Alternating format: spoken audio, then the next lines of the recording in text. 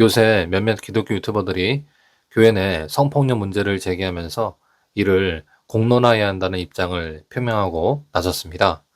사실 교회 내 성폭력 문제는 어제 오늘 일은 아닌데요.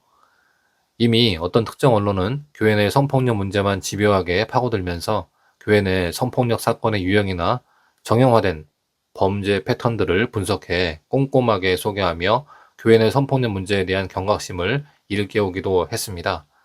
특히 교회 내 성폭력 가해자가 소속 교회나 교단에서 별다른 징계조차 받지 않고 사역을 버젓이 이어가고 있다는 점을 꼬집기도 했는데요. 이 같은 현상은 성폭력 피해자에게 있어서 그야말로 2차 가해나 다를 바 없는 소식이 아닐 수 없었습니다.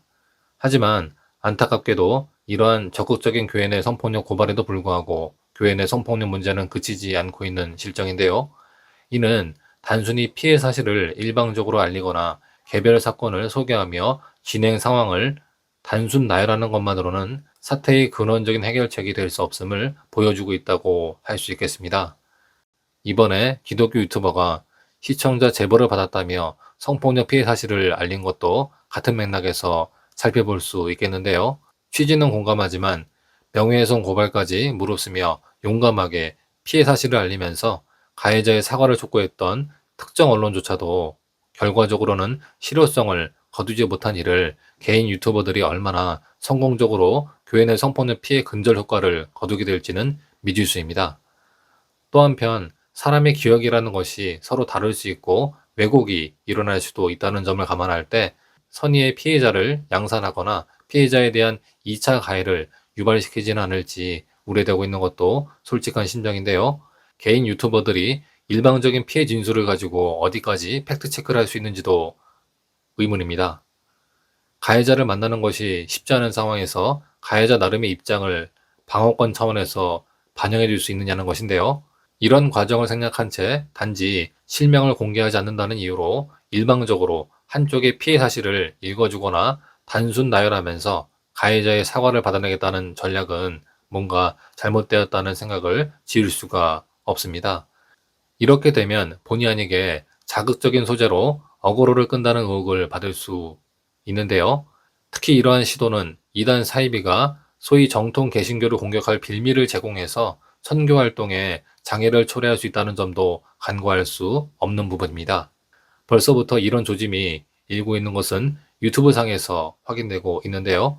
게다가 이미 교회 내 성폭력 상담이나 교회 성폭력 근절을 위해 활동하는 기독교 비영리 단체들도 운영이 되고 있는 상황에서 이러한 분야의 전문성을 갖추지 못한 개인 유튜버들이 상담사 역할을 자처하는 것도 모양새가 좋아 보이지는 않는데요. 차라리 교회 내 성폭력 상담에 대한 충분한 경험과 노하우를 갖춘 이들 단체들을 통해서 피해자에게는 상처 회복을 그리고 가해자에게는 정당한 처벌을 받을 수 있도록 그 마중물의 역할을 하는 것이 교회에 더 큰 도움이 될 것으로 보입니다. 마지막으로 교회 내 성폭력 근절은 개별 사건에 주목해서 그 현상을 분석하는 방식으로는 앞서 언급했듯이 명확한 한계를 가질 수밖에 없는데요.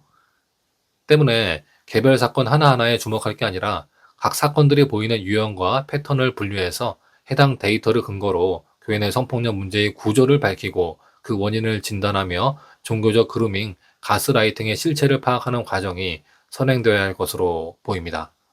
해서 파울로TV는 종교적 그루밍, 가스라이팅으로 정신적, 물리적 피해를 입은 시청자분들의 제보를 받으려고 합니다. 이는 가해자의 사과를 받아내겠다는 이상적인 목적이라기보다는 개별 사건의 현상에 대한 유형과 패턴 분석을 통해서 제2, 제3의 피해를 방지하기 위함인데요. 성폭력 피해에만 국한하지 않고 금전적, 물리적, 정신적 피해 요소에도 열려 있습니다. 다른 한편 신자로서 삶의 한복판에서 하나님의 손길을 경험한 감동적인 미담 제보도 함께 받아서 소개하려고 하는데요. 많은 제보를 부탁드립니다. 제보받을 이메일은 설명란에서 확인하실 수 있습니다. 감사합니다.